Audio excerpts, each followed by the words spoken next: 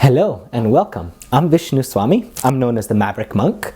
And if you haven't met before, it's a pleasure to meet you. People call me the Maverick Monk because a lot of times when they go on the spiritual path, they say the world is bad, money is bad, relationship is bad. Stay away from that and just go off in the Himalayas in a cave and meditate.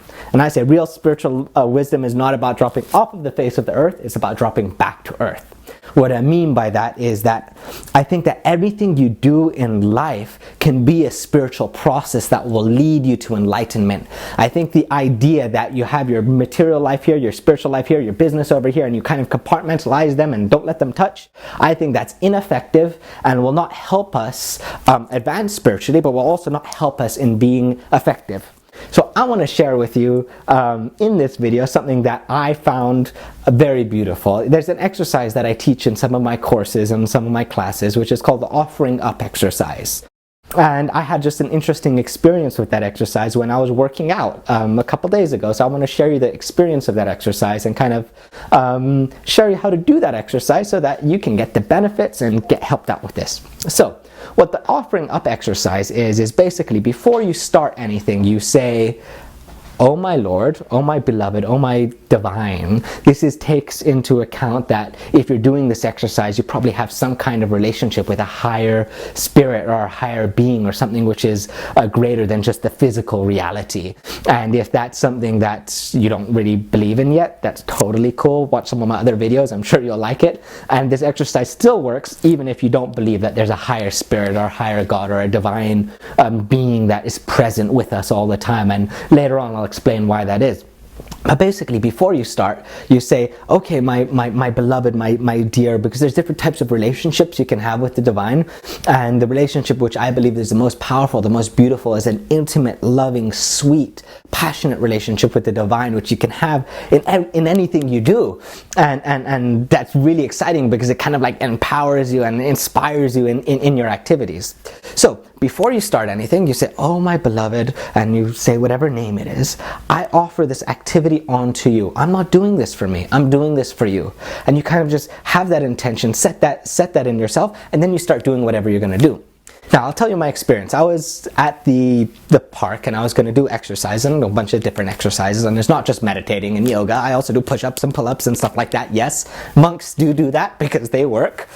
And there's one exercise which is called a muscle up. And if you're not familiar, what a muscle up is you take there's the bars and there's like a normal pull-up, but then a muscle up will take it like this and then you'll push it down. And they're very hard to do. Sometimes they're a lot of work. They're like hard to do, muscle ups. It took me a long time before I was able to do them. And I just was not feeling like doing the muscle ups. I was like, I don't want to do this.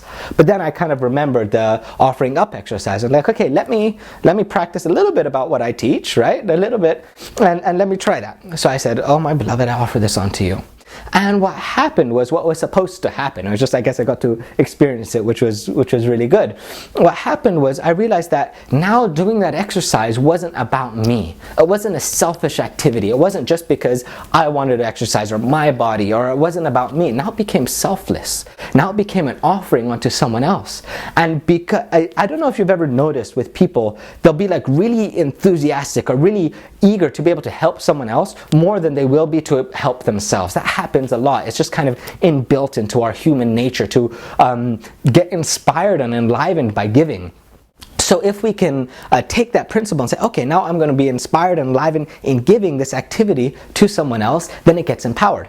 But then the question comes is, okay, well, you know what? Why don't I just offer it to my mom? Why don't I just offer it to my dad or my dog or someone that I love, someone that I have a relationship with? And the reason why is because when you kind of have a relationship with the divine, you know that they're specifically there. You know that they're present. This is kind of one of the basic definitions of God or the divine, is the all-pervading one, the being that exists inside of everything and outside of everything is always present. So by doing it, by offering the muscle ups to someone who wasn't there, then it wouldn't really work. You know, it's like, okay, well, they're still not here, and how is it really going to help them? But by offering it to God, I know that He's watching, so I want to make sure that I'm doing a good job, right, for it. And also another thing is like, what does my dog or someone that I love, or I don't have a dog, but anyway, some people have dogs, I know they love them, right? And cat lovers are good too. Anyway, so what is how do you say, my dog, why does he care if I do muscle ups? The point is he doesn't really care. So you're not really going to put your full heart into that activity in the offering up exercise by offering it to someone like that. But the thing is, there's a beauty in existence. There's a beauty in reality, is that when we start going on the spiritual path, we can realize, we can taste that everything exists for a divine purpose, or for a divine under a divine will, like one of our gurus used to say, not a blade of grass can move without the will of the divine, right? And if everything was created by God, so to say, or by the divine for a specific purpose, then he has a vested interest. I say he, but it could be he, she, it. We're not talking about what the divine is in this video. Then that the divine God has a vested interest in everything that goes on. So when we understand this deeper, we know that those activities that we do actually can please God. So God can actually care about our muscle ups. So if we do it as an offering onto the divine, then we know that the person that I'm offering to cares about it, and they're watching, so I'm going to do a good job. Now the question could be, well, what if I don't believe that there actually is a divine spirit that cares whether I do muscle ups, or that's watching everything that's going on, that sustains all the universe? And what if I don't believe in all of that because I didn't have an experience of that? I mean, once you have an experience of that, then it's kind of hard not to believe it, but that's a different discussion. So, I say this exercise still works even if I don't believe in that. And the reason is because, one, what you're doing is you're clearly defining what you're going to do. You're saying, I'm going to do this exercise for this reason. Another thing is what you're doing is because of the selfless thing that I described before. Now, another thing also what you're doing is that your exercise or your activity is not just for exercise, for anything, whether you're going to do your work, whether you're going to drive to work and be stuck in a traffic jam, whatever you're going to be doing, any activity, before cooking, before cleaning.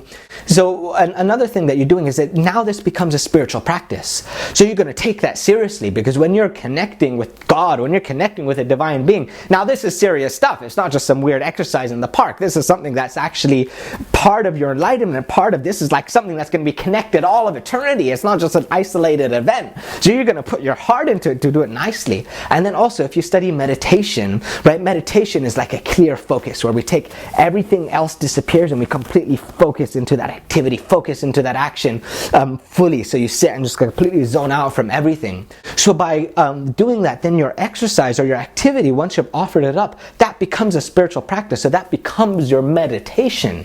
So in doing that, you cut off all the other distractions and you do a better job of it, because you're completely focused, you're completely absorbed in it, and you're able to do it better, you're able to do it well. And then my favorite part of it all is that it infuses love into the activity.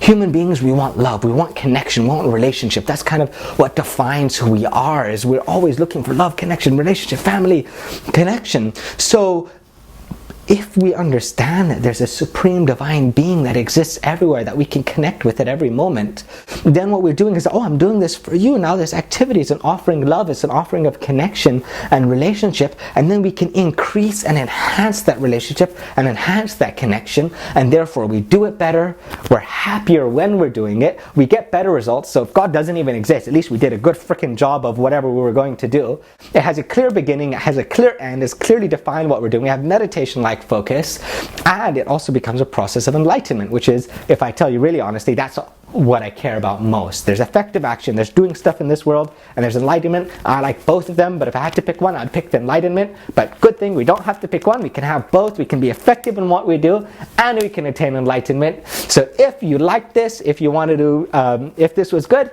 leave a comment below. I'd love to hear what you say. I read all the comments myself. Not sure if I can get back to all of them. And if you go to 6truths.com, I've got a free course that I will give to you because I like you, even though I haven't met you. But I make a free course that will help you out on 6truths.com. And there I have 6 radical spiritual truths that will totally transform and change the way in which you view life and reality. And I guarantee you'll never see the world the same again once you take that course. And it took a lot of time to make that course. So 6truths.com for that, and leave a comment below. Till next time, my respects.